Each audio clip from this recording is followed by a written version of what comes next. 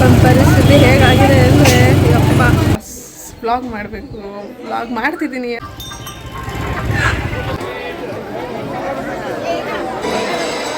ದರ್ಶನ ಮಾಡೋಕ್ಕೇ ಬಿಡಲ್ಲ, ತಳ್ಳಿಬಿಡ್ತಾರೆ. ನಡು ಕ್ರೇನಿಂದ ಹಾರನ ಹಾಕಿ. Hi guys, welcome back to my YouTube channel. So ಇವತ್ತಿನ ವ್ಲಾಗ್ ಏನು ಅಂತ ಆಲ್ರೆಡಿ ತಮ್ಮನೇಲಿ ನೋಡಿದ್ದೀರಾ. ಸೊ ಇವತ್ತು ಕದ್ರಮುಡ್ಗಿಗೆ ಹೋಗ್ತಾ ಇದ್ದೀವಿ. ಯಾಕೆ ಅಂತಂದರೆ ತೇರಿದೆ, ಹಾಗಾಗಿ. ಸೊ ಒಂದೇನು ಅಂತಂದರೆ ಕದ್ರಮುಡ್ಗಿಗೆ ಹೋದಾಗೆಲ್ಲ ಈ ವ್ಲಾಗ್ನ ಮಾಡಬೇಕು ಅಂತ ಅನ್ಕೊತೀನಿ. ಬಟ್ ವ್ಲಾಗ್ ಮಾಡೋಕ್ಕೆ ಆಗ್ತಿರಲಿಲ್ಲ.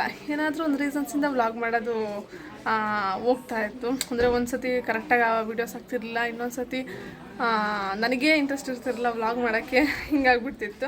ಸೊ ಹಾಗಾಗಿ ಇವತ್ತು ಏನಾದರೂ ಆಗಲಿ ಅಂತ, ಅದು ನಮ್ಮ ಬಾಸ್ ಅಲ್ವಾ. ಸೊ ಹಾಗಾಗಿ ವೀಡಿಯೋನ ಮಾಡಲೇಬೇಕು, ಹಾಗಾಗಿ ಮಾಡ್ತಾಯಿದ್ದೀನಿ. ಮತ್ತು ನನಗೊಂದು ಖುಷಿ ಇದೆ, ನಮ್ಮ ಬಾಸ್ ವ್ಲಾಗ್ ಮಾಡಬೇಕು, ವ್ಲಾಗ್ ಮಾಡ್ತಿದ್ದೀನಿ ಅಂತ ಖುಷಿ ಇದೆ. ಸೊ ಹಾಗಾಗಿ ಮತ್ತು ನನ್ನ ಚಾನಲ್ ಯಾರು ಸಬ್ಸ್ಕ್ರೈಬ್ ಆಗಿಲ್ಲ ಅಂದರೆ ಸಬ್ಸ್ಕ್ರೈಬ್ ಆಗಿ ಬೆಲ್ಲೈಕನ್ನ ಕ್ಲಿಕ್ ಮಾಡ್ಕೊಳ್ಳಿ. ಸೊ ಇವತ್ತು ಇಷ್ಟು ದಿನ ವೀಡಿಯೋಸ್ನ ಅಪ್ಲೋಡ್ ಮಾಡಿರಲಿಲ್ಲ, ಬಿಕಾಸ್ ನಾನು ಸ್ವಲ್ಪ ಬ್ಯುಸಿ ಇದ್ದೆ. ಹಾಗಾಗ್ಬಿಟ್ಟು ಇನ್ಮೇಲಿಂದ ರೆಗ್ಯುಲರಾಗಿ ವೀಡಿಯೋಸ್ನ ಅಪ್ಲೋಡ್ ಮಾಡ್ತೀನಿ. ಸೊ ಅಲ್ಲಿ ತನಕ ವೆಯ್ಟ್ ಮಾಡ್ತಾಯಿರಿ, ಮತ್ತು ನನ್ನ ಚಾನಲ್ಗೆ ಸಪೋರ್ಟ್ ಮಾಡಿ, ಸಬ್ಸ್ಕ್ರೈಬ್ ಆಗಿ. ಸೊ ಬನ್ನಿ, ಟೈಮ್ ಆಗಿದೆ ಆಲ್ರೆಡಿ 11 o'clock ಆಗಿದೆ. ತೇರು ಎಳೆಯೋದು 12:30ಗೆ ಅಂತ ಅಂದ್ಕೊಂಡಿದ್ದೀನಿ. ಸೊ ಕಾಂಪ್ಲೆಕ್ಸಲ್ಲಿ ಹಾಕಿದ್ರು, ಹಾಗಾಗ್ಬಿಟ್ಟು. ಸೊ ಬನ್ನಿ, ಲೇಟ್ ಮಾಡೋದು ಬೇಡ, ಬೇಗ ಬೇಗ ಹೋಗೋಣ.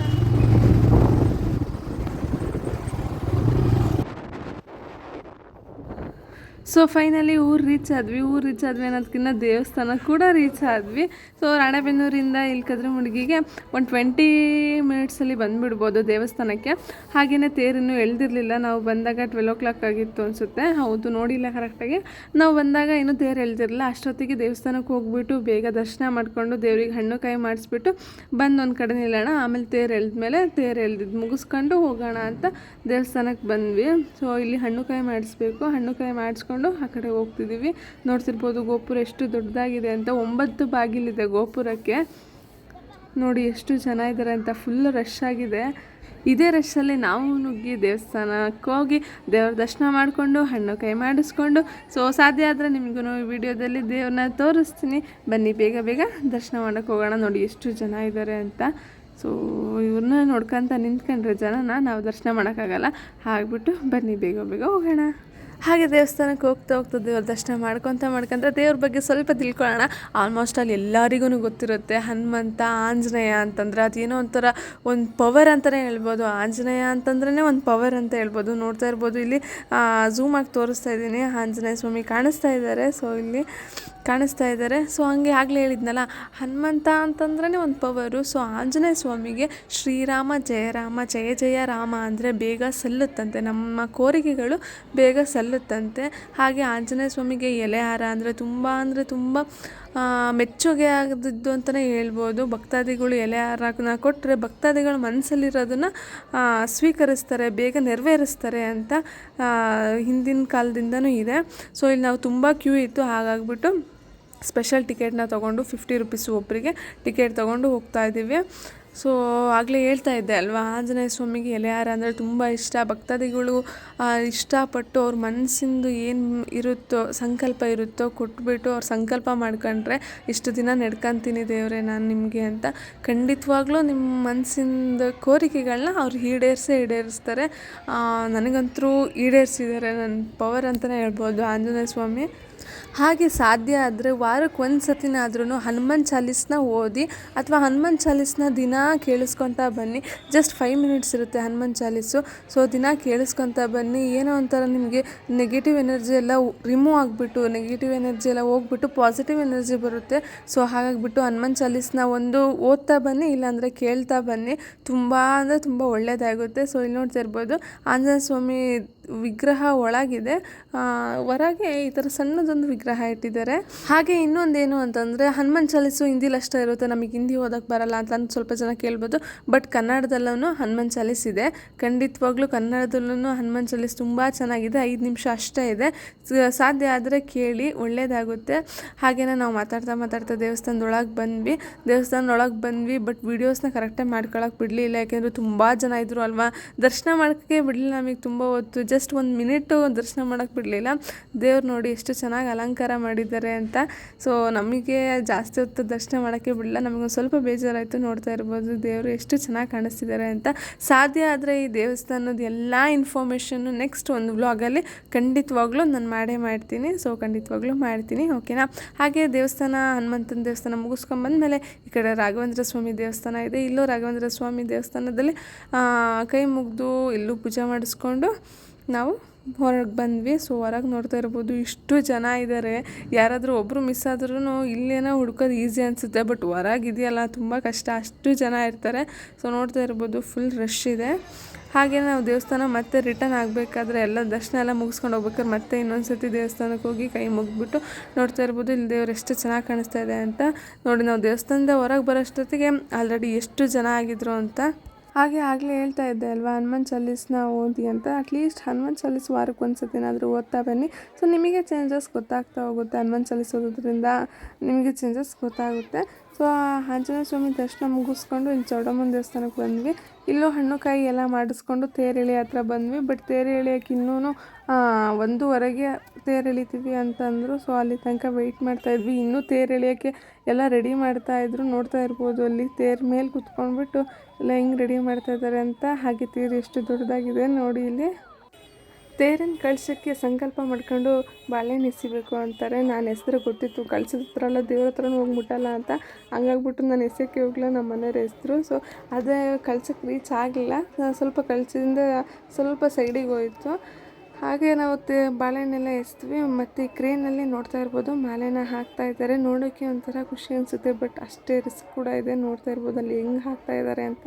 ನನಗೊಂಥರ ಖುಷಿ ಅನಿಸುತ್ತೆ ನೋಡಿ, ಎಷ್ಟು ದೊಡ್ಡ ಮಾಲೆ ಎಷ್ಟು ಚೆನ್ನಾಗಿ ಹಾಕ್ತಾ ಇದ್ದಾರೆ ಅಂತ.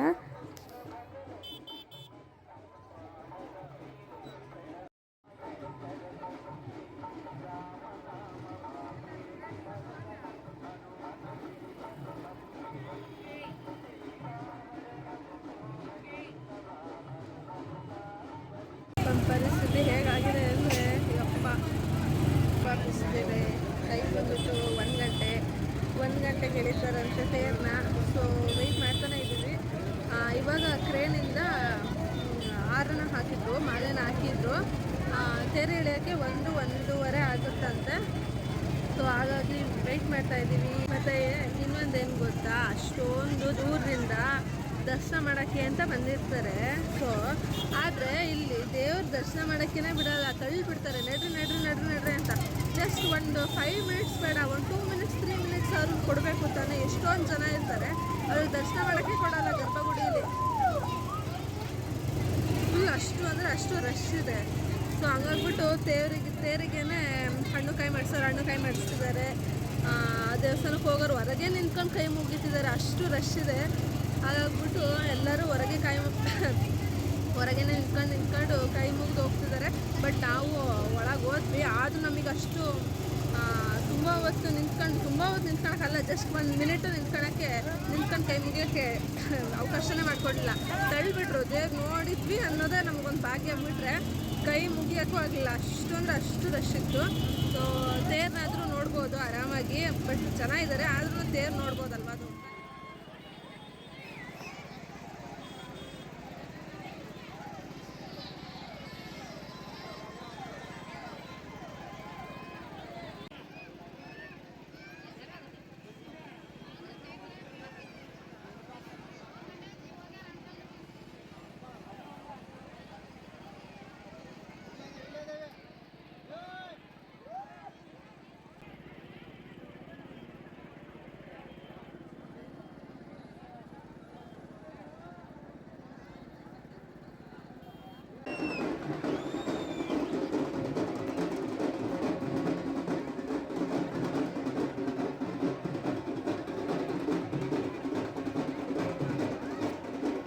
ಹಾಗೆ ನೋಡ್ತಾ ಇರ್ಬೋದು ಇಲ್ಲಿ ಏನು ಮೆರವಣಿಗೆ ಮಾಡ್ತಿದ್ದಾರೆ ಅಂತಂದರೆ ಹನುಮಪ್ಪನ ಪಾದರಕ್ಷೆಗಳನ್ನ ಮೆರವಣಿಗೆ ಮಾಡ್ತಿದ್ದಾರೆ.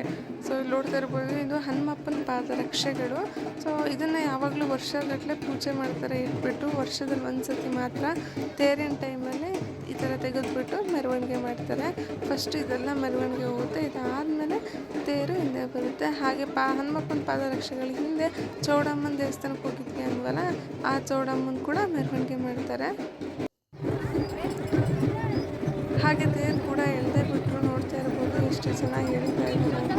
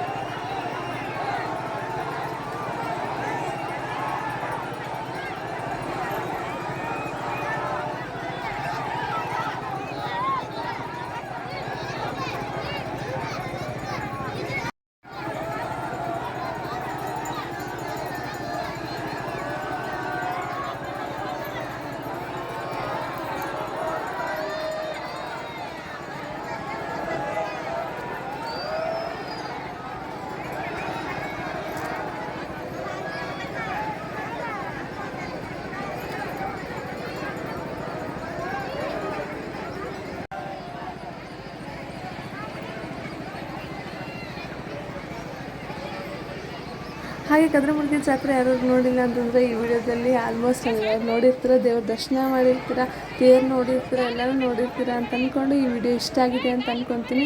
ಸಾರಿ, ಈ ವಿಡಿಯೋನ ಲೇಟಾಗಿ ಅಪ್ಲೋಡ್ ಮಾಡ್ತಾ ಇದ್ದೀನಿ. ಸೊ ನೆಕ್ಸ್ಟ್ ಇಂದ ರೆಗ್ಯುಲರಾಗಿ ಅಪ್ಲೋಡ್ನ ಮಾಡ್ತೀನಿ. ಈ ವಿಡಿಯೋ ಇಷ್ಟ ಆಗಿದೆ ಲೈಕ್ ಮಾಡಿ, ಶೇರ್ ಮಾಡಿ, ಹಾಗೆ ಕಮೆಂಟ್ ಮಾಡಿ. ಸೊ ನನ್ನ ಚಾನಲ್ ಸಬ್ಸ್ಕ್ರೈಬ್ ಆಗಿ. Thank you for watching.